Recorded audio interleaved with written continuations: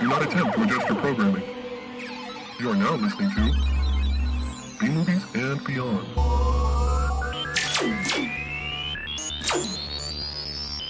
Pew. Pew pew. Pew pew pew pew. I like those space noises. I like that one. It's like whimsical, right? Yeah. Whimsical space noises.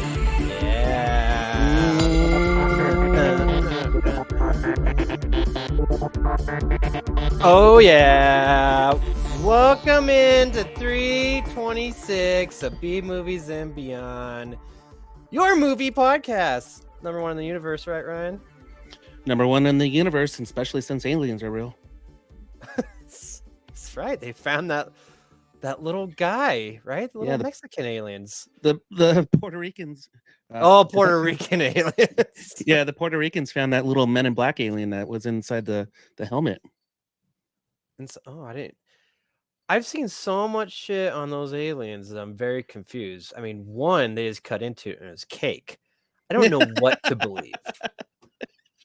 I don't know what's happening. I saw the cake one too. Yeah. Very lifelike. It looked real. It looked good. I wanted that cake. Man. Yeah, that cake looked good. Little Puerto Rican alien cake. Yeah. Sounds like a delish dish. Yeah, I don't know. Oh, yeah. Peter, good to see you. Consistently. Good to see you too. Yeah, 2 weeks in a row, man. I know. I got to take off my hospital armband. It's not a rave. Yeah, it's a hospital one. So. For a minute, I was like, "What? You went to the hospital today? What happened?" But I was there all day today, but not for me. How'd that go?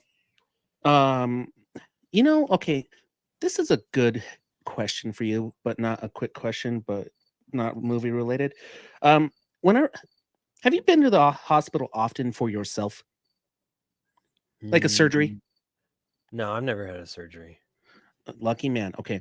So, I could speak for my dad. My dad just had a hip replacement, and I was like, man, this guy is going to be grumpy. He's coming off all kinds of pain meds, all kinds of other stuff.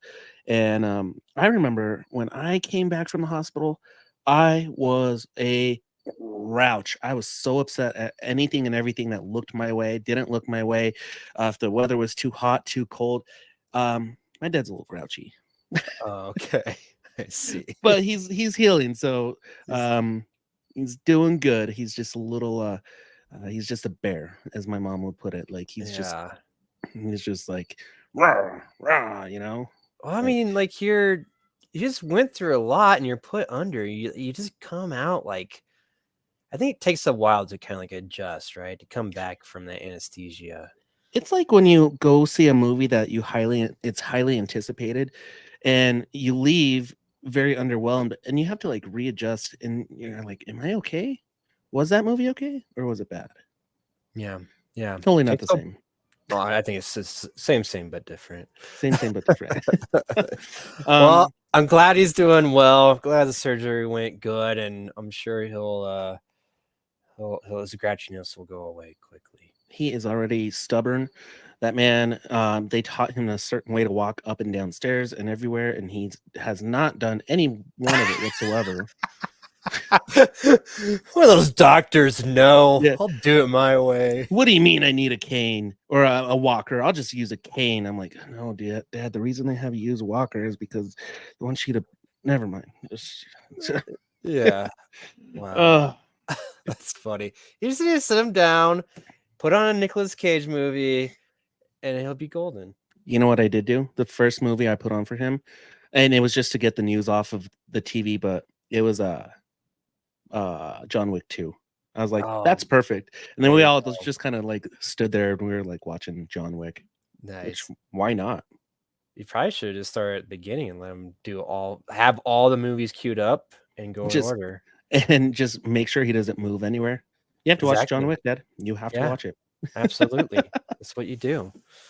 So, one of the things that I forgot about this last time we recorded, but I watched the Pope's Exorcist.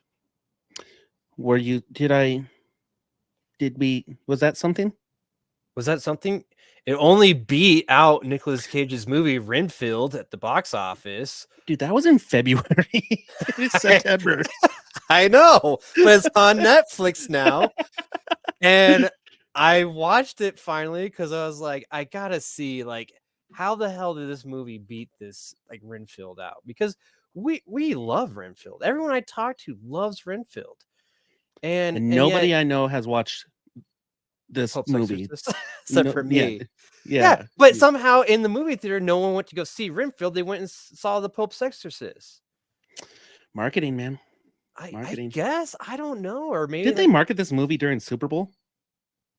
I don't remember. They did during WrestleMania. No, not WrestleMania. That movie was out already. That makes more sense than the Super Bowl to me. But what did it come? Did it come out like? When's the Super Bowl? February like 2nd or something? Yeah, and then it came out like a week later. Yeah, you're probably. It's possible. Didn't they do Renfield in the Super Bowl too, though? I don't know. Anyways, somehow it beat Renfield. So I was like, I gotta watch this movie. And I gotta tell you, it is it's okay. Not better than Renfield, though. Not better than Renfield. What's his face? Russell Crowe. He's big. Mhm. He did a good job. He's like a Italian priest, the exorcist, the Pope's exorcist. Okay. And then like some Americans come to, I think, Rome to like be like the project manager of restoring like this church, and they release an evil entity, possesses the little boy. They do this stupid overlay the whole time with like his voice, so the voice, the kid's like talking, moving his mouth, but it's not his voice, right? Some demons, which I don't like.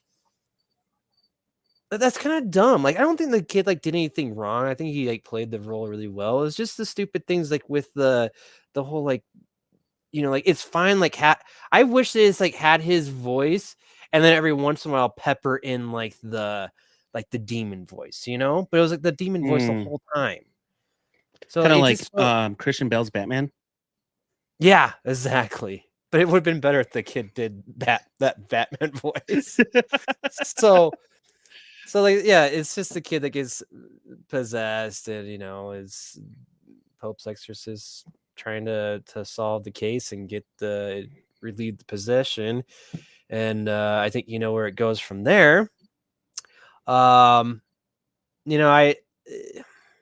a typical Exorcist movie. I don't know what else to say about it. Nothing that like was any different or anything like that, except for like there's a lot more backstory on where this demon came from and how it got there. But yes. Question. I don't like Exorcist movies. I don't care for them too much, or paranormal stuff. But are you excited about this new one that's like a direct sequel to The Exorcist? The Exorcist Believer? That has like two little girls possessed? Yeah. And the original... I hear I heard that Linda Blair was on the set. They brought back the mom. I watched that trailer. I don't think we talked about that trailer. And I'll go. Dude, they've been playing that trailer for every freaking movie I've watched since like June. And I've watched a lot of movies lately. Well, I mean, it's that time of year, right? It's coming out in October, right? Yeah, I think it comes out like next week. Oh, okay. So very soon. So Exorcist, but it Believer. Believer. But okay, here's the thing. I'm not gonna go out to the theater and see it. I will watch it in my own good time, not in the movie theater. Like, that's not something I'm like, oh, I need to go see that. Like I didn't see anything in the trailer that like, holy shit, I need to watch that. And if anything, the scene like there's two girls possessed, I'm like, this is like typical like sequel shit where like the superhero, like, what we need to do for the sequel? Like, how do you top the first one? The first movie they only had one villain or one possessed girl. You gotta have two. And a black one. Yes, and you gotta be diverse. You got to have 2 of them because that raises the stakes, right? Well, Yeah, I mean, you don't know like what one possessed Karen kid looks like or one possessed Dominique girl is, and you don't know how their families are going to react. One might go to Jesus, one might pull out some guns. You don't know. You just don't know. No. And you don't know how like the Jesus would fight the devil. I don't know. I don't know. Jesus. Yeah. Not the Jesus from Big Lebowski. Oh, but, not like, that one. the Jesus. Jesus. You know, the first time I saw the preview, it seemed a little scary, but like the umpteenth time, I just don't care Yeah. anymore. Actually, like with trailers like that, like sprinkle them in. Like I don't need to see them every movie.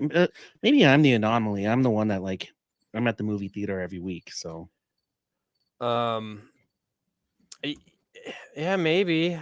I don't know. Hey, real fast, I want to come back to this just to get your thoughts. But Renfield? no. Back to like any new horror movies that are coming out soon. But let me back up. I want just to finish wrapping it up with the Pope's Exorcist. I just gotta get this off my chest because, like, dude, this whole movie was pretty much at the end. They say this is based off a book, off a novel, and the guy's like, and it's pretty good. Like it's in like the in words in text at the end of the movie, based off of this movie, which is really good book. So it was basically it was a whole movie that was an ad to go read this book series. Apparently, there's more. That's the other thing this movie did. It's set up so that there's can be a whole Exorcist franchise, Pope's Exorcist franchise with all these demons that they have to go hunt. Apparently, didn't see that one coming though. Did not see that this was going to be trying to be pull off a franchise, and Oh that my based on gosh. books.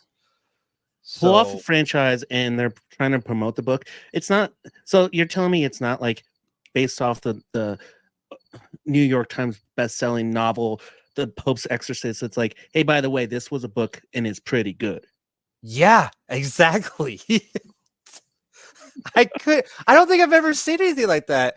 I don't think I've ever seen like, hey, this is based off of this book, which is really good. Like you should go read it. Like I've never seen that. It said it was really good.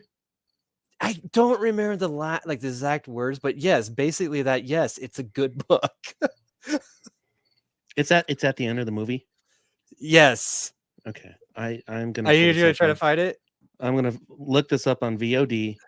And what's this stupid movie called? The Pope's Exorcist. Okay. Okay, and it's at the very, very end. So like I can scroll all the way to the end, and it'll say, "This is based off a book, and it's pretty good." Something like that. Yes. Is it before the credits or like at the end of the credits? No, like before like the credits like roll, like it's like just there. So kind of like the last scene of the movie. Okay. All right. So I won't be too distracted, but I am going to find this. All right, you do that. But so back to, is there? I don't know. Is there any like new like horror movies like coming out to like theaters like for Halloween? Dude, not really. Like we're not getting a Halloween this year. We're not getting. Geez, I mean, I think the last one was the movie with the hand. Talk to me. Talk to me. Five Nights at Freddy's. Yeah, which that's the dual release with on Peacock, right? Mm-hmm. Yeah. So like, you know, but like, is there anything that's really coming out that, holy shit, I need to go see a horror movie in the theater? Like, I think based off of that, since there's really nothing, dude, I think Exorcist Believer is probably gonna just mop the floor because, dude, it's that time of year, man. All right, I pulled up just a quick little something for us to view. So it is all right. We have Appendage, which is October 2nd. Never heard of it. No promos, none of that. Totally Killer. We just watched this trailer. This is coming to Amazon Prime, not in theaters. Yes, this one is this is the one where they time travel, right? Yep. Can't wait. Okay. The Exorcist Believer. There's the little white girl and the little black girl. Ooh, Pet Cemetery Bloodlines. Which again, that's released to Paramount Plus. Dark Harvest. That's MGM Plus. All right. Dude, all these are streaming movies except for Believer, man. You can go see it in Alamo Drafthouse on the 11th. Okay, so they're doing. That's I might go see that. That's a movie that I would want to go see. That trailer looked pretty cool. I lightly touched on it, but it looks pretty cool. And then Five Nights at Freddy's, October 27th. Yeah, and that's gonna be in theaters too. But I'd rather just, dude, I'm gonna be at home. I'm gonna watch it at home. So Chucky has its series coming out. So, dude, you are right, Peter. There is none. What is MovieWeb? Thank you for this quick little piece of information, movieweb.com. But dude, I don't see anything like yeah, I'm not excited. Yeah, last year we had Terrifier 2. Yeah, dude. If we had Terrifier 3. Terrifier 2 is gonna be re-released in theaters this upcoming end of the week of October, early November. Now that's something, because I never got to see it in the movie theaters. So like maybe this is my chance to go see that. So you know someone who has an Alamo Drafthouse party pass. That's true. That's true. Let's go have a party. I will have a party with you at the Alamo Drafthouse. All right. Did you find it, or should we just move on to questions? It's still going. I'll randomly snap it in. Right. I'm at a scene where like he's next to the guy with the pink, the Pope that's wearing pink, and then they're setting up the whole like stupid the franchise thing where like, oh, there's all these other demons out there that when you go capture. Dude, they're the Ghostbusters, man. Pope's Ghostbusters. The Pope's Ghostbusters. You would watch that. I would. If that's how they labeled it, I would. All right, Peter, I got a quick question for you. All right, do it. What? How? Why? I have so many questions!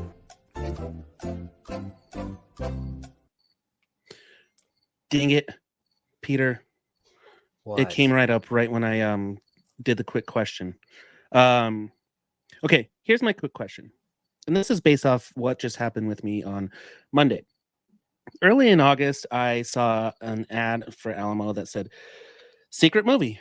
And I was like, dude, it has to be Toxic Avenger. And I'm not going to tell you yet, but I sat there, Jeremy and I went to the movie, and he's like, do you know what this is? I said, nope. I asked the people at Alamo. They're like, we don't even know what this is.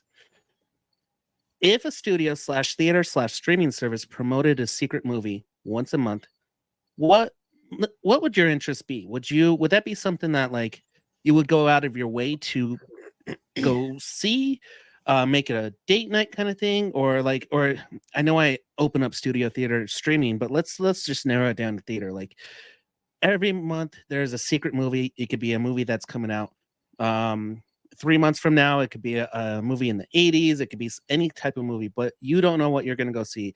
Are you going to make your night of that? Oh, man. Right now, I'm leaning no.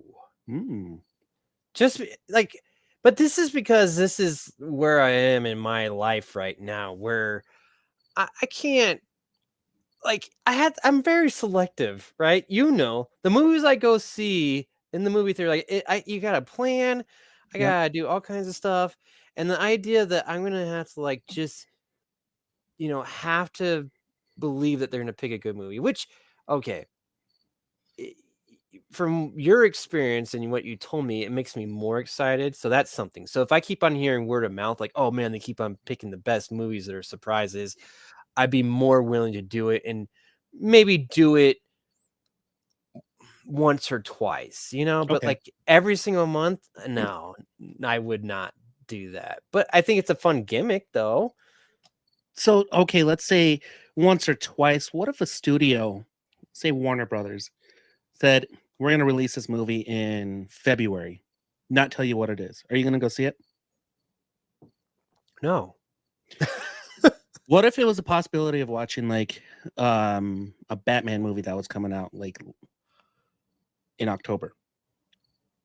Probably not. No, okay, all right. I don't. No. I think no. You know what? I think my answer is just no. It's just no. You know why?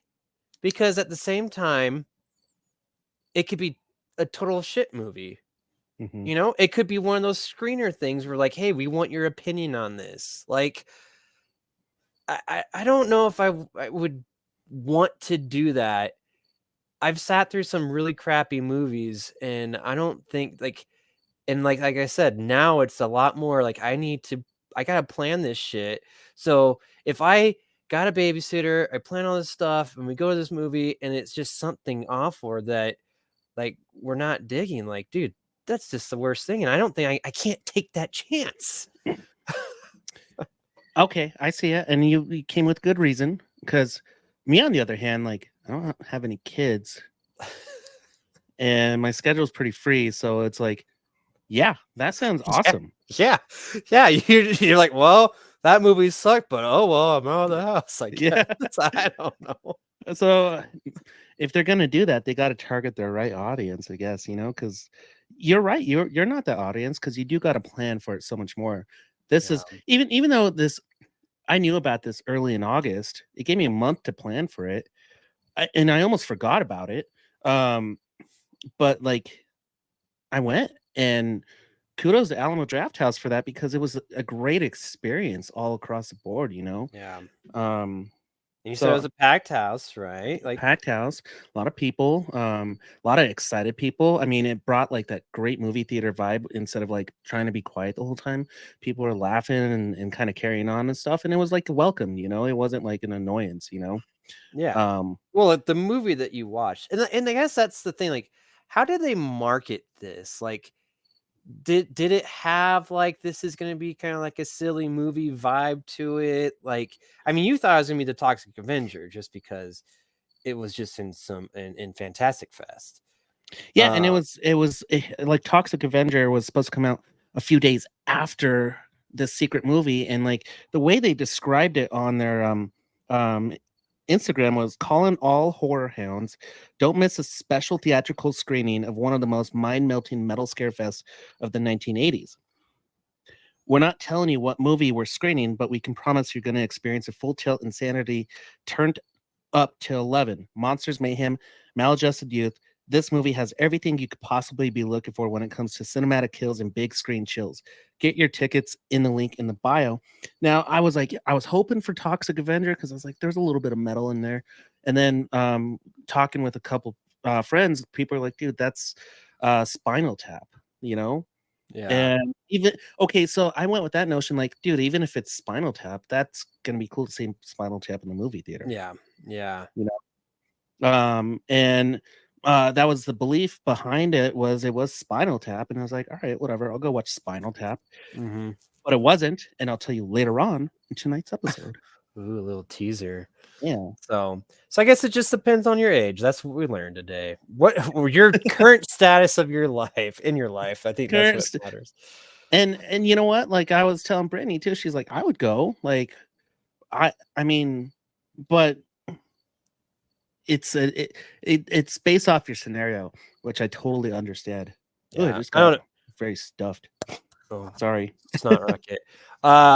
I don't know. You reading that description though beforehand, I was like, oh, dude, that does sound like a lot of fun. So, but you know, Alamo also promoted, which I missed out on, which I totally would have went to.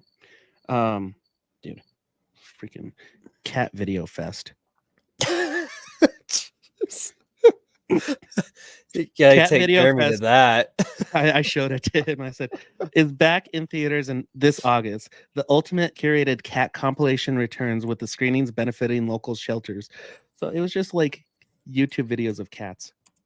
Wow, that's fantastic. Oh man, sorry. I like this dumb shit though, you know, like but I'm also that type of person where I'm like, I could see Ninja Turtles before everybody else. Okay. Yeah. Anyway, let's talk about some cinematic previews. Ooh. Not trailers. They're not. Here are some exciting coming attractions from B-movies and beyond. Father Gabriel Amarath continued to serve the afflicted until his death in Rome in 2016 and wrote many books. The books are good. See, the books are good. It's an ad for books. That's what it said. You are not wrong. So they're trying to set up this whole Pope's Exorcist universe and sell books. And sell books. God damn, they did this wrong, didn't they? Well, I don't. Maybe they did it right because I'm kind of interested because I'm like, really? Is it good? Like, I wanted to try to read one of these books. I like how they promoted it too. They described him until his death into 2016, showed a little bit of the scene, and then added and wrote many books. And then he's walking some more, and then the books are good. Yeah, like, are these like? I'm so interested because, like, is this a real guy? Is this like you just took this book and like, and you know, it's a fictional book. I have no idea. Like, I gotta read this book and see what's going on with this. I probably won't, but you know, they almost had me. Oh, Bottoms came out. Oh, sorry. Oh yeah. I think Bottoms is out. Bottoms and then Cassandra. Those were two movies that were just an Alamo draft. See, dude, Alamo has such good content. I just spoiler alert. I reckon my macaroni and cheese is Dumb Money, dude. Dumb Money was awesome. Saw it last night. Oh, is that out with Seth Rogen and the whole GameStop thing? Yeah, dude. I'll tell you more about it later. But let's get into some trailers. Awesome. There's some good trailers. Give it to me. Well, man, it was a special week, Ryan. I had a special day. I already kind of told you how this came about when I was putting the notes together, started looking for some trailers. First thing that comes up on YouTube is I see a bald Nicolas Cage, and I'm like, holy shit. And it's called Butcher's Crossing, another Western with Nicolas Cage. And he looks like he kind of goes a little bit insane. They go on a little hunting trip and things get crazy, and he's fucking bald. But like, he looks really good, right? Yeah, big. The premise behind this, so wait, this guy goes into Cage to learn how to hunt in a way? Yeah. Like a period piece. Excuse me. So Nick Cage is hunting wild animals bald in the winter? Like a carnivore? Yeah. You like a carnivore, yeah. And he like gets I love it. Buffalo skin. He wears that a lot. There's lots of blood that he's covered, but like, I don't know, dude. I was just blown away by like the baldness. I was like, he could pull that off. I thought he pulled it off really nicely. I'm in. I mean, what was that last movie that just came out? You were like, dude, why is this not on here? I was like, sorry, Peter. Oh, working on it. Sympathy for the Devil? Yeah. Which I have not watched. I keep on like, should I watch this now? But like I need a time. Again, this kind of goes back to the whole like going to the movie theater. Like, I need a time where I can actually like just watch this. Can't have interruptions. I need to just be able to watch it. And those are few and far between. So I will get to it because I really want to watch it, but I feel like I got to focus because there's gonna be a lot of dialogue, I think, in that movie. Liam Neeson's Retribution just came out, which is like the PG version of that, what it looks like. Yeah, absolutely. Which that one I could just watch whenever. I don't care if I miss anything. Yeah, like it's Liam Neeson, it's not Nick Cage, so like yeah fuck it. You know? Yeah. So I saw Butcher's Crossing, like, man, what a day. Oh, this is awesome. Any Nick Cage preview is just day is made. I mean, I can't think of anything else that would make that even better. Well, let me tell you, I then continued to. I went back in, like I think maybe an hour later into YouTube, and I saw another picture of Nicolas Cage. Like, what the hell's happening here? And I look, I'm like, it's called Dream Scenario for the trailer. I'm like, what? What is this? And it was another fucking Nicolas Cage movie. My day just got so much better. Best day ever, man. So wait, what's this movie about? Oh, so it does. It gets. I guess it does get better. So this movie is about basically having Nicolas Cage in your dreams. Like everyone is having him in their dreams. He's not playing Nicolas Cage. He's playing some other like professor guy. And for some odd reason, and this is like the movie where like they don't really know what's going on, is he's just showing up in everyone's dreams. They don't know who it is, but every person sees him and then they start recognizing him. And then he kind of becomes somewhat of a celebrity. And then it starts getting kind of twisted where like it gets really confusing in the trailer a little bit where like, is this a dream or is this real life? Because there's dream sequences where it's him and he's doing weird stuff in the dreams, it seems like, but then there's also like real life and how like he's kind of cool with it, but it seems like his wife is not happy that like he's a celebrity. Like it gets really, I don't know what the right word is, but like it's like Nightmare on Elm Street, like Freddy Krueger. I don't know, but like the like if that was the case where Freddy was in everyone's dream and everyone's having that dream, how would that affect the person? And if you didn't have control of that, how would it affect your life if people just had dreams about you every single night? Dude, that's a Rick and Morty episode. It's Scary Terry. Well, then they stole it from there. But the funny thing is that this guy's not scary. He's not trying to be scary. He's just being normal himself. And some of the dreams, like he's just kind of wandering through the backdrop. Like it's really funny. Wait a minute. So these people are having dreams of Nick Cage character just like casually in their dreams? Yeah, he's just there. Like sometimes, like it seems like sometimes he does something, but sometimes he doesn't. Like, but it made me think like, how fun would that be? And then I tried to think if I ever had a dream with Nicolas Cage in it. Have you? I can't think of one. I wish. I mean, I could say that I have, but I can't tell you. I know I've had Keanu Reeves in my dreams. Oh, nice. Yeah, and it's been so. I mean, like, yeah, dude, I've had Nick Cage in my dream. I just don't know the scenario. It just kind of plays out like a movie. Celebrity, like who's a celebrity that always shows up in my dreams? I'm gonna have to dream about it. There is a celebrity that always ends up in my dreams, and it's a weird one. I don't know. I hope it's April O'Neil from Ninja Turtles 1. That'd be cool. I think one time I dreamed I thought I was the Hulk. That was cool. That was probably that was not a dream. That was us going out on Saturday night. Oh, and me hulking out.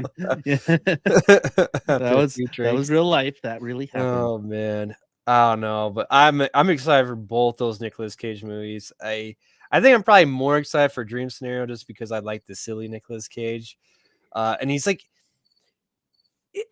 oh dude, what a contrast from the Butcher's Crossing where he's just like this maniac to Dream Scenario where he is just like this kind of like very timid, kind of like nerdy, lovable professor guy with a beard and like kind of overweight. Like talk about like such a drastic change in characters. And it's coming out like in the same year. Like, dude, this guy, man. That He's just amazing. Shows a thespian. Didn't this trailer even say like this is top notch Nicolas Cage? He's at the top of his game. Yeah, for Dream Scenario, yes. Yeah, he is, and I love this renaissance with Nick Cage and Keanu. Like, yes, we've been dude. Think about that. We live in an era where we've been able to experience not only Nick Cage but Keanu Reeves. Like, dude, there's going to be some times in people's lives where they will not experience that, That's and they're true, only going to dude. have to see that through film. We got to see the antics of Nick Cage, dude. We might be alive to see Nicolas Cage be buried in his pyramid. Dude, that's gonna be a sad day, man. Would you go? Oh, depends on what's going on in my life. All right, put it on the books. When Nick Cage dies, I was in New Orleans, and somehow I knew, like someone pointed out, like, oh yeah, like Nicolas Cage's tombstone's over there. I'm like, are you serious? I didn't go see it, but you didn't go I see felt it, no, but I felt really cool that I was so close to it. Peter. I was in Brussels and I went like 25 minutes out of Brussels, almost got kidnapped with Nikki to go see Jean-Claude Van Damme statue this big. Again, very different vacations. I don't think I was allowed to go see Nicolas Cage's tombstone. Oh man, there's But just some things in life you got to do. Yeah, it's true. I hear you. I hear you. You got to tell the wifey next time. Why are we in New Orleans? Mardi Gras was in like March. No. Oh, hey, let's check out this cemetery real quick. Oh, whose tombstone's this? Ooh. Ooh. Hey, get a photo real quick. Yeah, take a photo with me in it. just so casual about like going to see Nick Cage's. Oh my gosh. All right. Is this next movie a Nick Cage movie? No, sadly that was it. But then like the next thing though that happened was like multiple like alien movies came up, which I thought was also because aliens are real. Yeah, and then it also correlated with the what we talked about earlier with the sand alien statues. The Puerto Rican cake alien. Yes. Alien cake. But this first one though is called Monsters of California, which I don't know why they just didn't call it Aliens of California, but whatever. Oh, maybe people get confused. Monsters. I see what you did there. Monsters of California. And it looks like kind of independent. I mean, actually, a lot of these are independent, except for the last two that we're going to talk about. Dude, you're missing the biggest part of this trailer.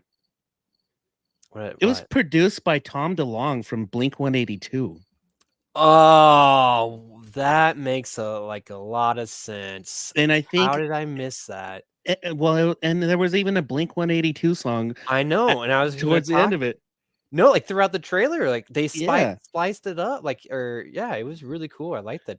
I think that's why it's called Monsters of California, because, dude, he's a huge alien conspiracy theorist, and like from the premise of this movie, it seems like this kid lost his dad, and he's like in a way to find out his dad is like some weird alien conspiracy theorist, and like probably aliens abducted him, and he's on a way to find out, and that might be the Monsters of California, might be the Men in Black or the FBI or Alien Squad, Monster Squad that like hunts him down as he's tracking down his dad. Not necessarily that they found aliens, but that there's a plot to find his dad via aliens. Did I just ruin this movie? I don't think so. I mean, you're guessing here. I do think like you're honest. I mean, it is like a squad movie, a monster squad movie, and the whole purpose was to try to kind of see the inner workings of all these government conspiracies and find the aliens, find the truth. So but yeah, I thought it looked pretty cool though for overall. I would see this. Yeah, I'm sure it's just coming to like some streamers. Monsters of California. Let's see if I can find a release. Oh, 2023. Yeah, I don't know. It's not seeing it here. Wait, what? Did you just say it was produced by Tom? Oh, it's directed by him. It's directed, and it has Casper Van Dien. Oh my gosh, this movie got better. Yeah. How come I missed all this stuff? Wow. Yeah, I don't know how to watch it though. Like there's not there's not a release date. Yeah, but the fact that Tom directed it, dude, I'm that much more into this. It's coming out October 6th. Doesn't say where. This is a movie that freaking Alamo Drafthouse would get. Dude, absolutely. You're absolutely right. Yeah, I'm more interested in this. The fact that this has got to be his directorial debut for like a feature length film, right? For Tom? Yeah, I don't think he's done anything else. Oh, dude, What? they're doing a Lost Boys movie party. Oh, at Alamo? Yeah. That's fun. That'd be fun. Yeah, I don't think so. That's cool, man. That's very cool. Well, I'm sure when it gets closer to that time, I will find a day to go watch it. Absolutely. Next one, No One Will Save You. Alien new UFO movie 4K. Yep, that's the full title. Thank you, Ryan. And it's mad at me. No One Will Save You. Trailer 2023. Mhm. Alien new UFO movie 4K. Okay. So this is the second Alien movie that I popped up, and I think you can actually watch it already on Hulu. It came out the 19th of September. But dude, like this trailer actually I liked it. It's like a home invasion, but instead of burglars, it's an alien. Right? Are they illegal aliens? No, well, I mean, yeah, I mean, technically, but also from outer space, I think. Like it's a horror film. They're attacking the people. Yeah, in a home invasion, and they're just trying to, what I got from it, not get probed. An exiled, anxiety-ridden homebody must battle an alien who's found its way into her home. That movie sounds awesome. Yeah, I like it. So, you can watch it now on Hulu. So I'm gonna have to put that on the list. No One Will Save You. So you gotta save yourself. Like always. Next up, Aquaman and the Lost Kingdom. Oh my god! The only thing I gotta say about this movie looks like shit.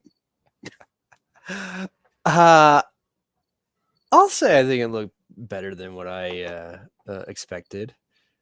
Yeah. Am I gonna go see it in the movie theater? No. But I learned my lesson. I watched Blue Beetle by myself. I'm not gonna watch Aquaman by myself. Yeah, I would not do that. I don't think maybe I'd watch it with someone. Like, dude, I'd really got to be bored. Yeah, I liked that they brought back his brother Patrick Wilson. I thought that was cool. That looks like it's gonna be a fun dynamic. Yeah, but I guess that's about it. Yeah, that's all I got. I mean, Boba Fett's in it. That's cool. Yeah. His dad is back. So I mean, it looked like a dad doesn't want to be a king. Cool story, bro. Yeah, he's puts his kids in cool biker gear stuff. Wait, did you watch The Flash? Yeah. Okay, so there's a chance you might watch this one because I was gonna say, dude, if you didn't watch The Flash, I don't think you would ever watch this one.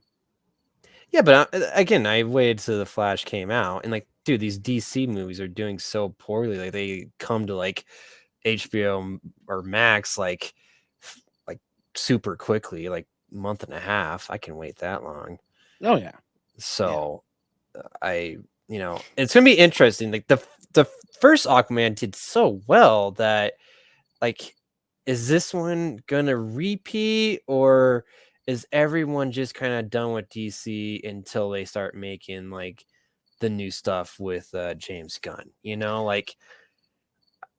I really think the consumers is looking at all these new DC movies that came out this year as just like, this is just the last of it. This is garbage. Who cares about this? Because it's all going to change like in the coming years. So why bother wasting your money on this? There's no point in getting invested, right? 100%. I'm not invested in this. And honestly, I didn't like Jason Momoa as Aquaman. Really? No, I think he would have been a way better Lobo, and I think they could have found like a more dude, his brother would be an awesome Aquaman. It's true. I mean, I think he's a good Aquaman, but yes, he'd be a much better Lobo. So you're right there. Yeah. like Aquaman just I know they tried to change the character to make him like this dingy, like drunk dude, but No, like, it's Zack Snyder's vision, you know, like yeah. it makes sense. Like that is like when I think of Zack Snyder, like Jason Momoa is who I picture him picking, and he did. Yeah, So, true. I don't know. They should have got like a Hemsworth to be Aquaman. That'd be fun. Last trailer you have on here, Peter. Godzilla X Kong, the new Empire, full trailer. I have a question for you. Yeah, Did you watch this? I did watch it, and I don't even know when a full trailer was released. I had no idea. This isn't a real trailer. It's not? No. Did I get tricked is one of those- again? You got tricked again, Peter. No way. 100%. I watched this and I was like, this is obviously fake. Is that why it looks so bad? Yes. Dude, they had like video game versus screenshots of Godzilla and King Kong next to each other. I was like, You were duped. no, dude, how is that possible? You didn't pay attention, bro. You're trying to figure it out now, aren't you? Yeah, because how this started was I saw one of those little, like, you know, YouTube has those snippets. I saw a snippet saying, watch the full trailer now. And I was like, oh, there's a full trailer already? And so then I go and like search for it, and multiple things came up with full trailers for this. Like, are you sure this isn't real? Yep.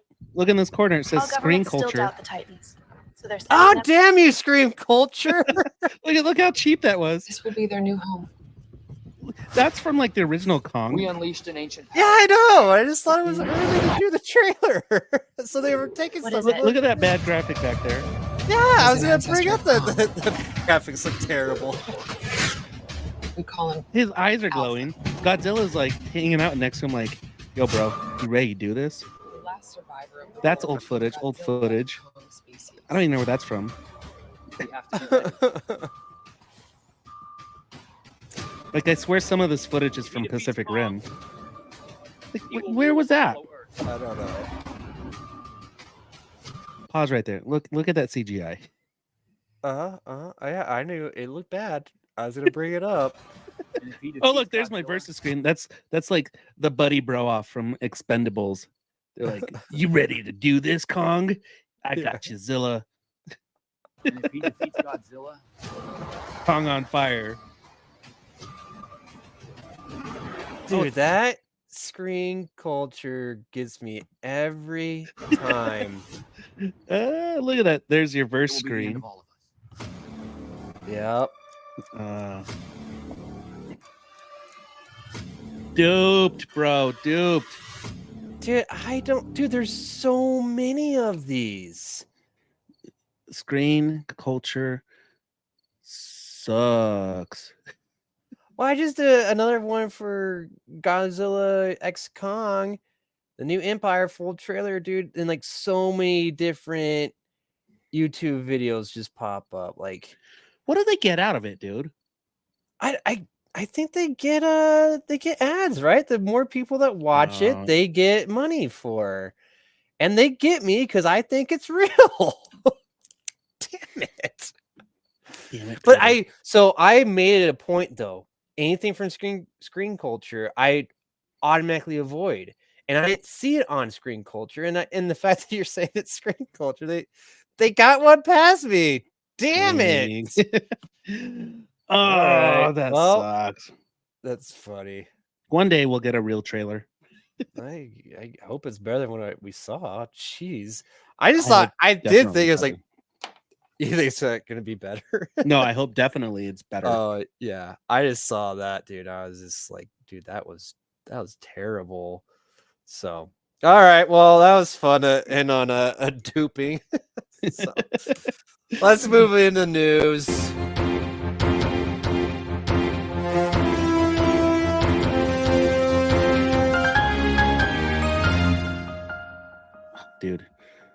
this writer strike sucks because there's no news. But you know what news I have? That the writer strike's almost over, apparently. Really? Yeah. Ooh. Yeah. CEOs have cleared their calendars to end ongoing strikes. I've heard this not only in the news cycle, but also it's well known that I've been watching professional wrestling, and the wrestlers who are actors are getting their wrestling stuff in before the strike ends, and wrestling fans are the most poisonous fans out there. They are rabid, dude, and they'll gather whatever information possible to make be right. And so many of them have been like, well, great. Now we're not going to get The Rock anymore because the writer strike has ended. So I've been getting my movie news from wrestling fans. That's great. And it's accurate, which is weird because they want to be the inside source. So, Yeah. So they're saying like it might be within the month, dude. Well, I hope so, but to be honest, I think damage has already been done and everything's fucking delayed, but it will be nice that things start getting back on track, like Deadpool 3 and Stranger Things 4 and all those, these movies and shows that we want to watch. But the fact that they just say CEOs have cleared their calendars, I mean, what, they were too fucking busy before to like deal with this? Yeah, dude. That is the stupidest reason. Like, we've been down this road before. Like, they had to have lost millions of dollars. The box office has to be terrible. There's no movies coming out, dude. Like, I have again, here's Alamo Drafthouse. I have a season pass, and this week I was like, what is there to watch? I had to like look for movies and find another place to go watch movies because nothing's coming out. And like they're not staying in theaters. Like Gran Turismo was in there for like 2 weeks. Well, that's what I'm saying, because they're not doing any marketing.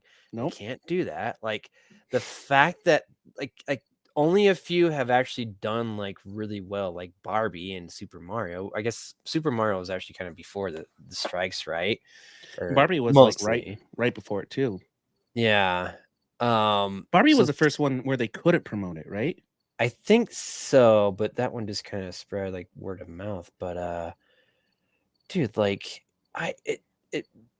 they probably lost so much money because they didn't clear their calendars to deal with this. Wow. Well, it says writers and studios to meet for third consecutive day after marathon talks. So it might be coming soon. And you mentioned some upcoming projects, and like, dude, I'm just kind of mad because like, when are we gonna get Spawn? When are we gonna get Spawn? Apparently, to Todd McFarlane, he revealed the Spawn script was almost completed before the strike. This is what I gotta say to you, Todd McFarlane. Don't lie, bro. Don't lie. That script was not even damn near close. You're the one writing it. Why can't you not write it? You're the comic book guy. Write it into a comic book and throw it into a script later on. Shut up. Don't lie to us. Dude, Spawn creator Todd McFarlane recently reviewed that the writers behind the upcoming film reboot were only 30 pages away from finishing the latest draft of the screenplay when the Writers Guild of America strike began. 30 pages. Really? Right. Really? And really, that's the only news I got today. That it's close. That's Todd McFarlane's a liar. And then but Spawn is going to make an appearance in Call of Duty Modern Warfare 2, which I like him in my video games, but I want him in my movie. What's he gonna do in Call of Duty? Like what? Dude, Al Simmons was a mercenary. That's true. So is it gonna be Spawn or just Al Simmons? You get both. Oh, okay. But like, is he And gonna there's have, like, Commando powers though? Yeah, dude. Call of Duty is way different now, apparently.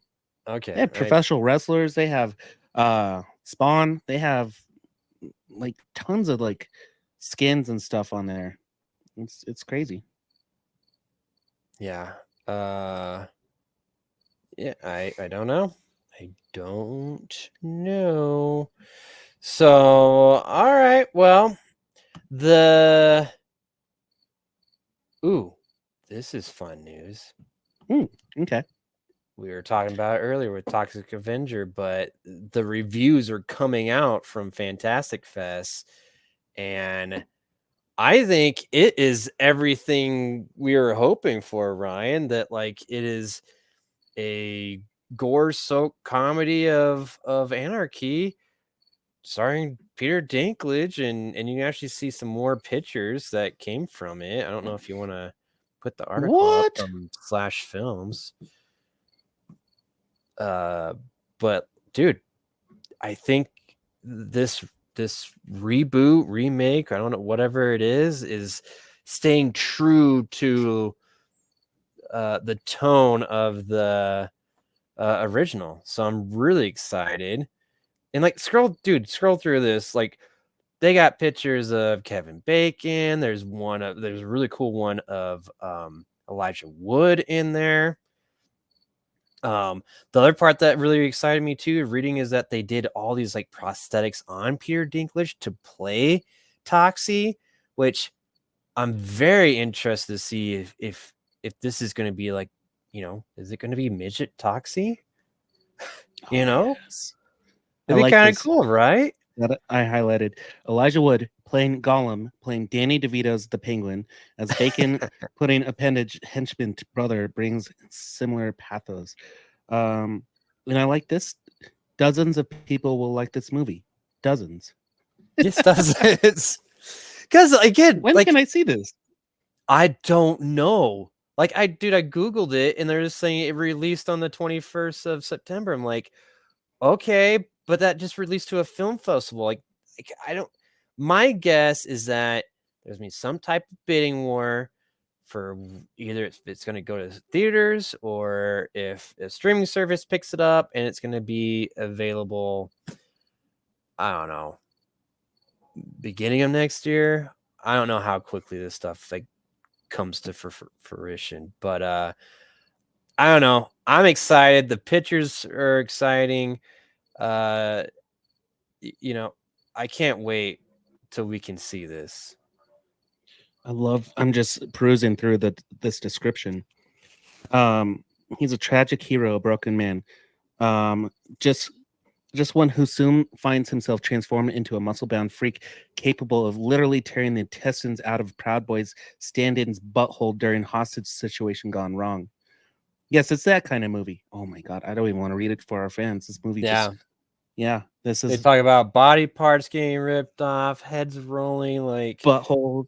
exactly, dude. Like this guy understands trauma and the Toxic Avenger, and I think he executed it perfectly. So I can't wait to see it.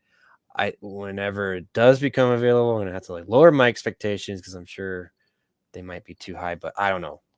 From all these reviews, I'm super excited though, and seeing those pictures too. So This movie looks great. I'm excited. Hopefully, it's an October movie. I hope so, dude. That'd be awesome if it came out in October. I'd love to see this at Alamo Drafthouse. Yes. Before Terrifier. Yes. I don't know. Oh, dude. If you get some more of those secret presentations and you think there's one that's that one again, you let me know. I will just get tickets and whoever's going is going. All right. Okay. So all right. You ready to get in our feature presentation? Let's do it.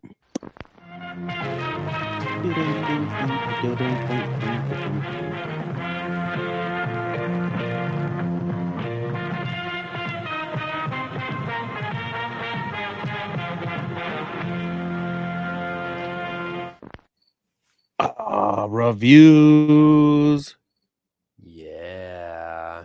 Did you want to kick it off with, you teased it earlier. Do you want to let the listeners know what you watched at your special secret movie? Let's do it. All right. So, dude, as I said earlier, long story, boring, little backsplaining, secret movie, Alamo Drafthouse, didn't know, but I love how they did it. They were just like, you're gonna watch Black Roses, and we're like, half the theater was like, yeah, and then the other half was like, huh? And Jeremy and I were both like, I was sitting there thinking, what? And then Jeremy goes, this movie's awesome. Black Rose. It is a 1988 film. Wait, And hang on. I got a question. So they had someone that announced it to you guys. yeah, and he was part of. Oh my gosh, dude, you're gonna make me pull this up, which is fine. That's part of my job as a movie reviewer. The secret screening was presented by. I don't know. Shit. Like this guy's like related to this movie. Like They somehow? have like their own. It's like screen culture, something or another that. Oh, it's like so. This guy's like a article person, writer, article person, Part of like writer, or works for screen culture. I hate screen culture. Let me just see. Secret movie screening. So this guy, okay, so he announces it. Do they do anything else special with it? Were like any cool like 80s like trailers before it? Did they do anything else, or they just play this movie? They did. Okay, so good old Alamo fashion, like the trailers alluded towards that you're watching like a rock and roll 80s horror movie. But they didn't like tell you. So like if you go to the Alamo Drafthouse, you get trailers or little clips that like are tailored towards the movie you're watching before. You know, like Ninja Turtles, I got all my Ninja Turtle cartoon commercials. You know? Yeah. Do you remember? Okay. Yeah. And then Barbie, I think you got Barbie commercials and shit too. This one showed like skeletons just dancing, 80s rock and roll stuff, like 80s horror, very camp cheesy kind of stuff, right? Yeah. And then man, I should have taken notes, but this guy gets on, he goes, you guys are awesome for coming in and being brave to watch a movie that you don't know what you're gonna watch, and described Black Roses. And I was like, okay, I'll look this up. You know, you're not supposed to have your phone out, and I did anyway. But it is a 88 horror film directed by John Fasano, and it was distributed by Shapiro Gleckenhaus Entertainment, but they were purchased by Troma. Okay. So Troma now owns the right to this movie, which I'm happy about because this fits right in the wheelhouse of Troma. And I want to see if there are other ones are, because they have the movie Basket Case 2, Frankenhooker, Manic Cop, Moontrap, and McBain. I'm looking these up right now, but okay, let me get into the movie. Yeah. Okay. I am sure we have, yeah. So they're kind of Troma like, right? So it has really good cinematic scenes. It starts off with like these demons just playing heavy metal, like hair metal, and possessing the crowd, and then it goes to like this very calm scene of two Lamborghini Countachs just driving into a town, and the futuristic doors open up, and this 80s hair metal band just like walks out, and they're like, okay, this place looks good. And then you go to class, and class is about the teacher teaching the kids literature, right? And Johnny, is his name Johnny in here? Yeah. What's his name in here? Yeah, Johnny Pratt. Dude, he has a weird like 80s montage where he's like running around like wanting to be a rebel, but like swinging on poles and jumping in windows and stuff like that. You're gonna watch this tonight. I know you are, and you're gonna laugh your ass off. But he's in love with this girl, Julie, I think is her name on here, and like his friends are like, why don't you talk to her? And then he's like, well, she likes a teacher. So it sets up a teacher student like hookup vibe initially, but the teacher's not involved, but all the students are. And then it just kind of pans to like this town meeting where where they're like, we can't have this rock band in here. It's And Footloose. yeah, it's kind of like Footloose. Um, and then like the teachers and the mayor, they're going back and forth, and they're like, well, you know what, kids will be kids, and so they have the concert, and it's like very PG, and the guy walks out in a white like suit, and he's singing this like 80s ballad, dude, with his hair all primped up, and then the teachers and the parents are like, okay, well, this seems pretty okay. We could let the kids enjoy this concert, and it's there for like 4 days. And the mayor's like, let's go get some drinks. So they go get drunk in the middle of town. And as they leave the auditorium, mind you, this is like a library auditorium. And right as they leave, the band starts sending demonic messages to them. And so it starts possessing the kids. And they're addicted, right? And you see them slowly rebel and transform into these like outcasts and like destroying the city and stuff, and the only person who like cares is their teacher. And he's like one of these teachers who's like, I can't fail my kids, I cannot fail my kids. But the rest of the parents are like, yeah, it's fine, whatever. Meanwhile, these kids start killing the parents in this town, and in ridiculous ways. Like, dude, one of the rebel kids has his Camaro, runs over his mom, just gets a smirk on his face, like, and then just puts it in reverse and just runs over his mom. Nobody cares. Small town, nobody cares, you know. Johnny kills his dad, Julie, all of them. They go through this montage of them just being rebels, and what was it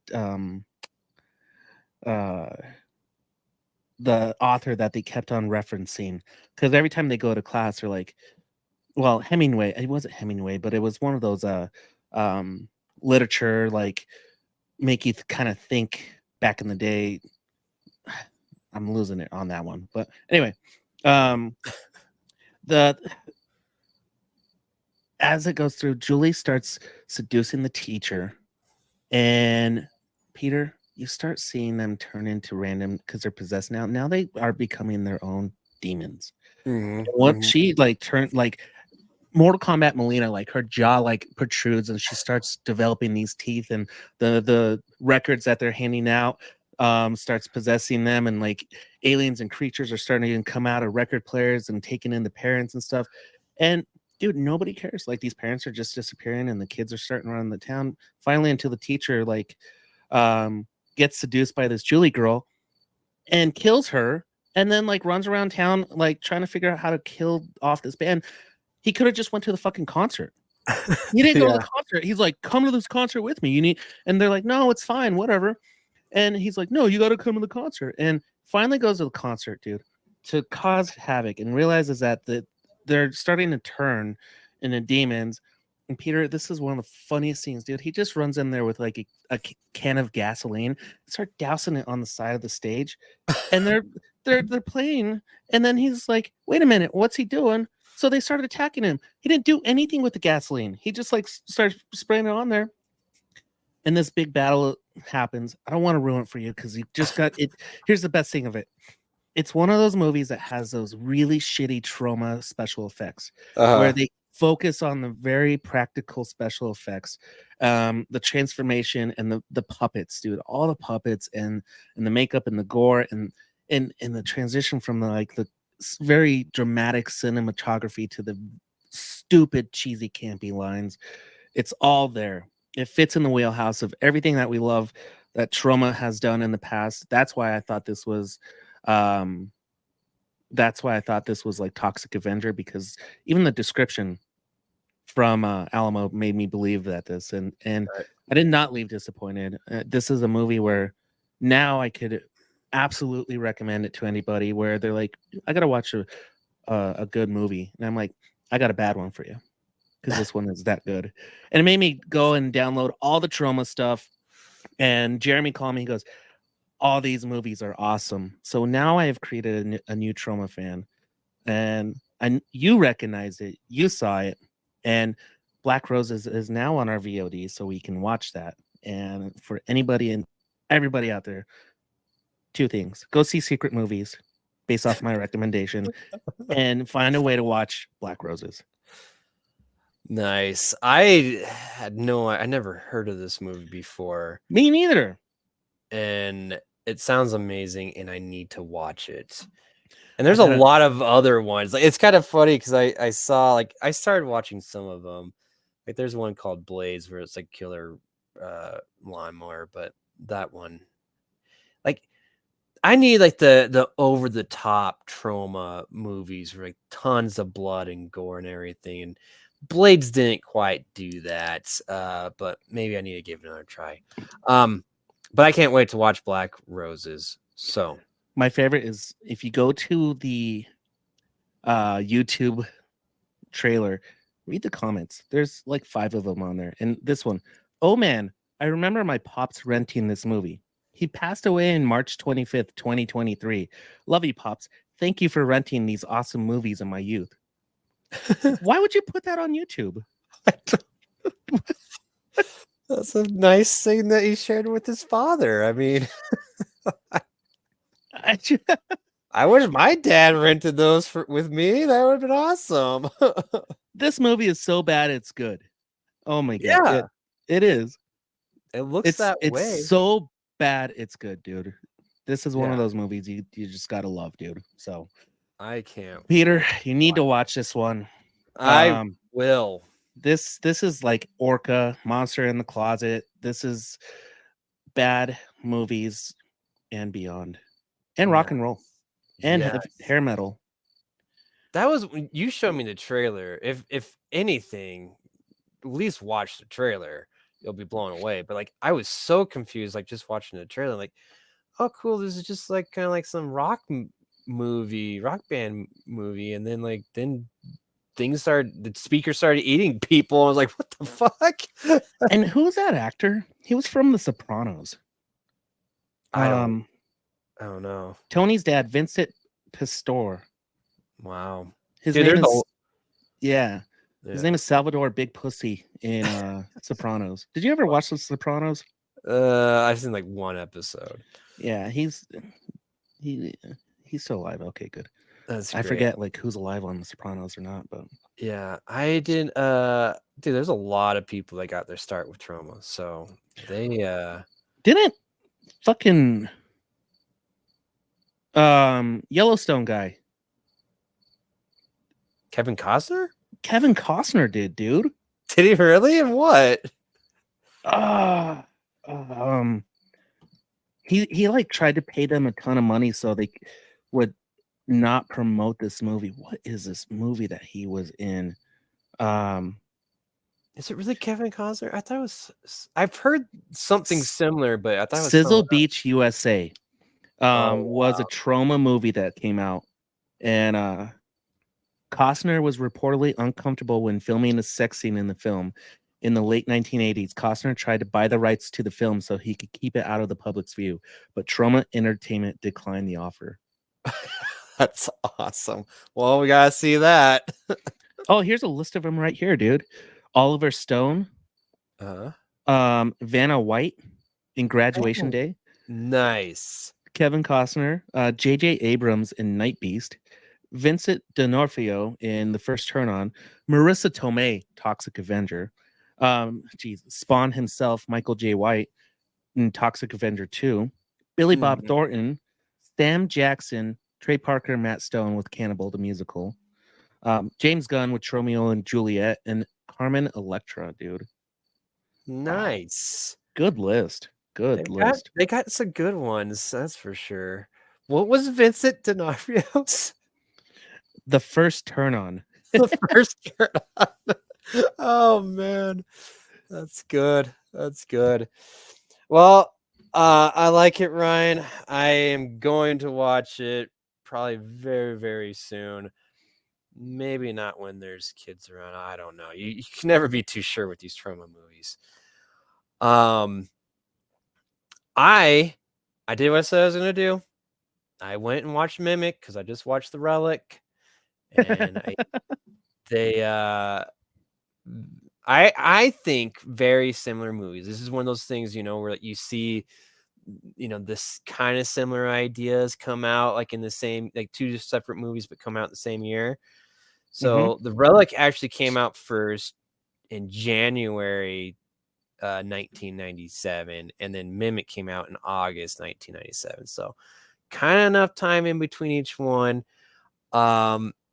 You definitely can tell, like, right, like stuff in January, right? That's the stuff that's kind of like not as good. And I talked about the poor CGI in the Relic, but in this, and Mimic gets, it has the bigger budget and also probably the better director of Guillermo del Toro.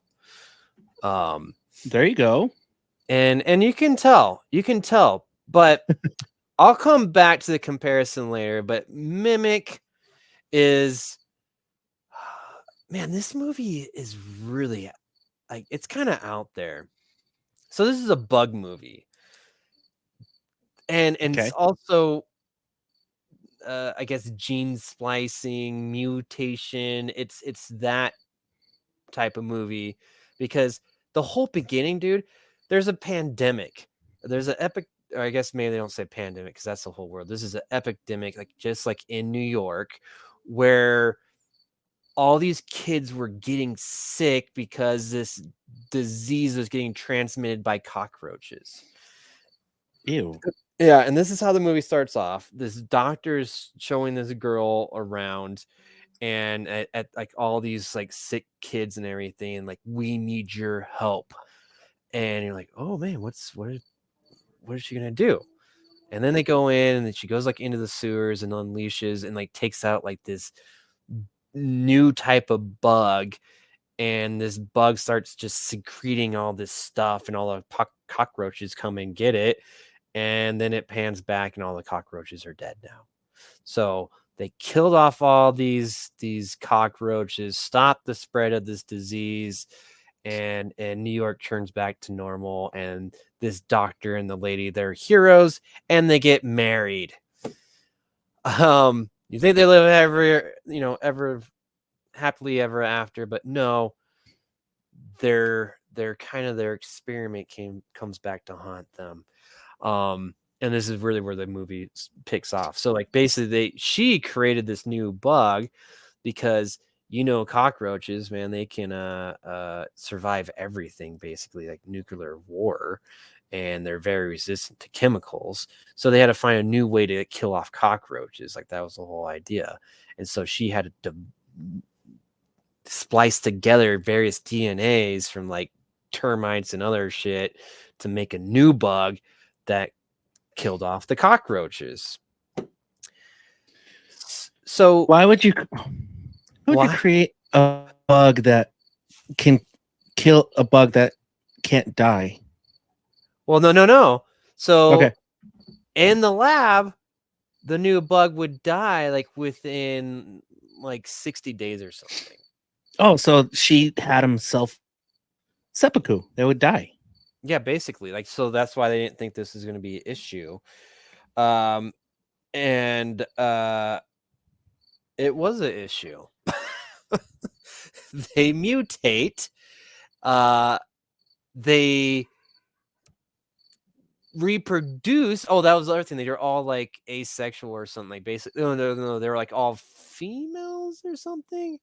Yeah, basically, they weren't supposed to be able to reproduce. So like, that's why they thought like, oh, this is all safe. And then people start dying.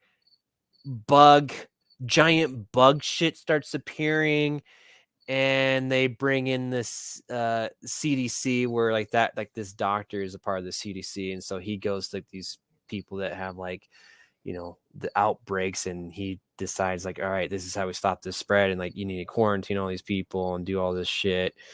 And Josh Brolin is actually in this movie, very young Josh Brolin, yeah, as one of the CDC people. They start to work on determining like, okay, what's going on? Let's stop this outbreak. And then they go and determine like, oh crap, like, oh, kids brought in like one of the bugs that were created that they thought were all, dead now, but they're not. And so they start tracking down like where all these bugs come from. and then you find out they are like people size now, and they have developed the way to they mimic their predators. So that's why they have this crazy, like, weird looking face thing where it looks like a human face, but it's really just like their claws that they open up, or it's like their hands or something. They open up, they're flying, big ass grasshopper, basically. And so they all go down in the sewers, and they're trying to go fight off these bugs and save New York City and stop the spread of these bugs from going to other cities, right? Because that's what they do. They just keep on moving from place to place and colonizing and making a whole new colonization or colony of bugs. And that's what happens. It's that's the story. Now I will compare it to the Relic, I guess. Both creature features, right? Definitely all the, I don't know, Tom Sizemore is a really good actor. Like, that's really tough. But like, I feel like just overall, probably a better cast in Mimic. I also thought the story went forward in a really good way where I was very interested and I never got confused. I don't know if you remember about the Relic, especially towards the end. I started getting they started doing all these cuts, and I was so confused. I'm like, where are we now? Like in relation to like different parts of the building. Like I never got lost in the layout of Mimic. I think that, and then also like all the CGI and like the practical effects of Mimic were, you could tell they had the money. The part though that I thought was actually kind of like sad is that the excitement wasn't quite there with Mimic for me. Like I was kind of disappointed, dude. Relic at the end of the movie, like the finale is just balls to the wall craziness, and it's hilarious. Where Mimic like try to go big and everything, but like it was not like as exciting. Like yes, Del Toro made it very emotional, and you're like, oh man, did this guy survive? And like, how is this gonna end? And like they did that where the Relic just went and just let's just light everything on fucking fire. That's the way you go out on a movie. Yeah, and kill everyone. Which, and it's also kind of funny how that one is now that I think about it, is pretty much the same way that Mimic ended. There's a big old fire too in Mimic. So like I said, very, very similar movies, minus basically like the main creature. That was the difference. Both involve mutations. Man, I think you should watch both of them. I think they're both warrant a watch. I didn't know this, but Mimic got sequels, so apparently they didn't stop all the bugs, and some of them got out. That's what I was just looking at. I was like, okay, maybe they were trying to set this up to be a trilogy, and that's why your ending wasn't as epic as Relic was. Maybe I need to go watch these other Mimics because I bet they're going to be worse and probably pretty silly. The other thing that was kind of fun was Norman Reedus made an appearance. I think maybe one of like his first films that he was first acting jobs. I think it is. It's between Floating and Mimic. Yeah. So that was really fun. Like when I first saw him, like, is that Norman Reedus? Like, is that Daryl? Daryl, what are you doing with those zombie bugs? I know. Dang. So yeah, man, I think overall Mimic has the vote compared to the Relic, but the Relic's ending I think is far superior to Mimic's ending, in my opinion. So if you want a coherent movie, watch Mimic. If you just want really fun, kind of campy, and a really cool finale, watch The Relic. So, and if you want both, watch Black Roses. There you go.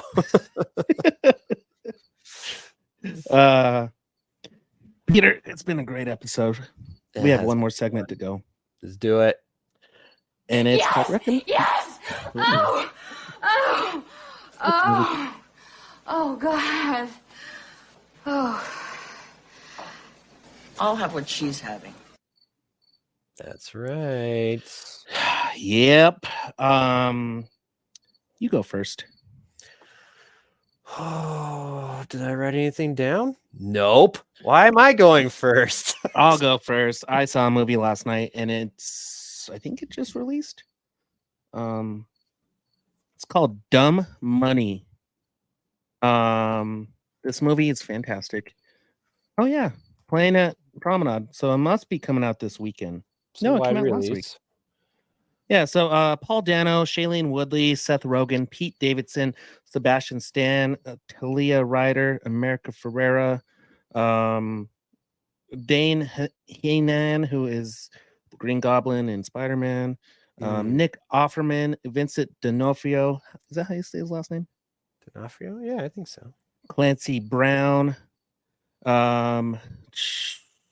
See who else did I recognize in here?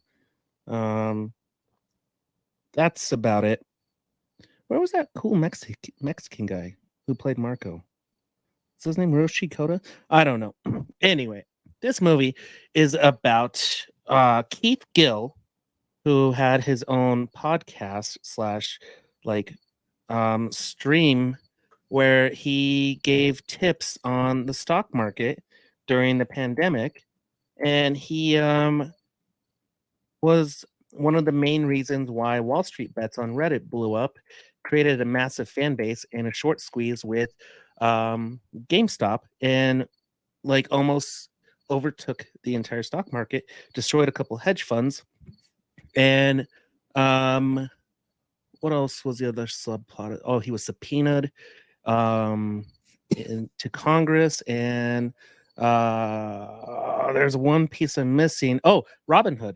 It was all because of the app Robinhood. And yeah. Do you remember any of these events that happened in 2021?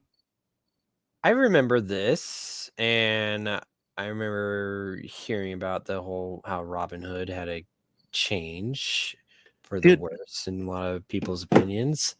But blocked people from buying, dude. Yeah. That's illegal. Yeah, I think didn't they get in trouble kind of with that? Yeah, that's why everybody was subpoenaed to court. But he this guy was Roaring Kitty on Reddit, and he just basically gave stock tips and advice to people, and became a multimillionaire. And because he so claimed, I like the stock, I like GameStop. Do they try to explain? I mean, it's the weirdest thing. Why did it go viral? It's just it makes no sense. The whole viral thing. Dude, you don't know. You just don't know. I think it went viral because everybody expected GameStop to fail, and what I learned in this movie is a lot of hedge funds and major stock market players, they'll purposely I forgot the term, but they'll sell so the stock market, their numbers just crash, and GameStop just can't stay afloat, and then they force them into a bankruptcy, and then the big players they capitalize on it somehow. But this guy was like, nope, GameStop is sustainable. You can still buy digital assets. You could do this and this and that, and I see this stock going up. And dude, he just he just believed in it, and he as he was doing these videos, people were getting used to Robinhood and playing the stock market, and they're like, you know what? If this guy likes it, we're gonna follow. And he created kind of a cult following, and they played to his stock market moves. If you notice, a lot of people who were doing stock market during that time were they were following these influencers who were just giving stock picks, and GameStop was his, and it hit big, and it created a big shakeup is really what it did. Really well done movie, dude. Who did this movie? I feel like someone that was big on this one. It's got some big name actors. I listed them all off. I mean, it sounds similar to when they did oh man, Adam McKay did that the that movie about the stock market or the housing collapse. What was that called? Damn it! I had it earlier, but it sounds similar to that, right? Yeah, yeah. So the Real events, and they did they do it like in a fun way, and yeah, it was kind of you fun and learn campy. It was something? okay. So the director was Craig Gillespie, Mhm.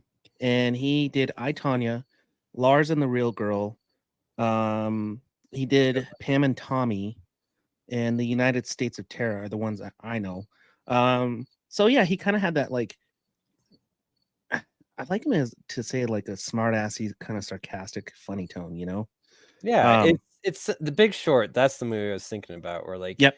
that was such a like, dude, you took a event that it was huge, and the fact that you could take something and explain it and actually make it entertaining. There's something really special to that, and the fact that you really enjoyed this movie, I'm excited to watch it. Like, I like these movies. I like when like they can take something, teach me something about the world and stock markets and shit, and I can have a good time watching it. I'm looking forward to it.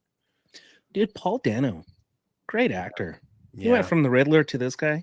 This dude's on top of his game. So yeah. You know highly what? recommend it. Yeah. Nice. That just made me think of something. Another Paul Dano movie, because he's an interesting guy. I feel like he's big enough. People know the name, right? He was the fucking Riddler in the Batman. But the guy like does a lot of interesting stuff.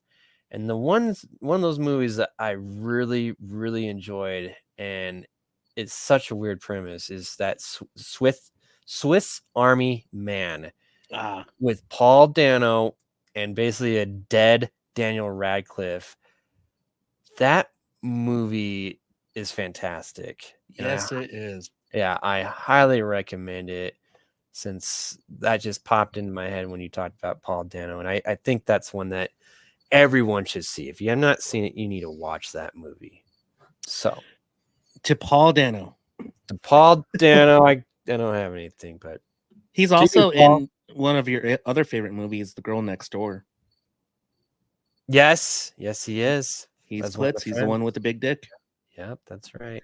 That guy's like, he's done such all these weird things, man. Like, He's just that weird, dorky kid. Like, I kind of mistaken for Evan Peters sometimes too, because they have that.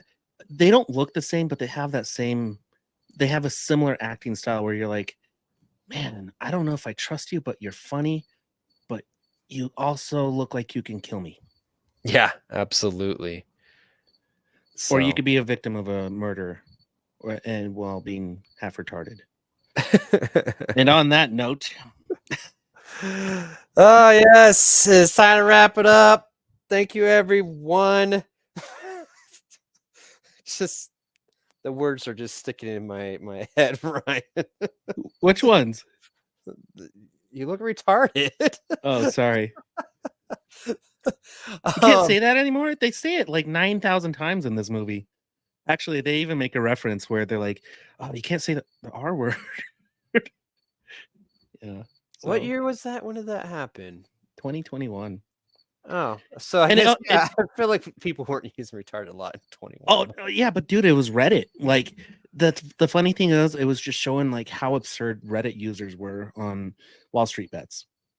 All their terminology, chicken tendies, to the moon, diamond hands, we're going apes, where the retards are taking them down. Like, dude, it was funny. So another thing, it was fun. It was very comical, showing like the brashness of Reddit during this time while they're like overtaking the stock market. Oh my gosh, that's great. Well, I guess I just snuck in another review, huh? Yeah, I've read it, but we have our own terms that we like to use, and until next time, pew pew out, pew, pew. motherfuckers. That's right.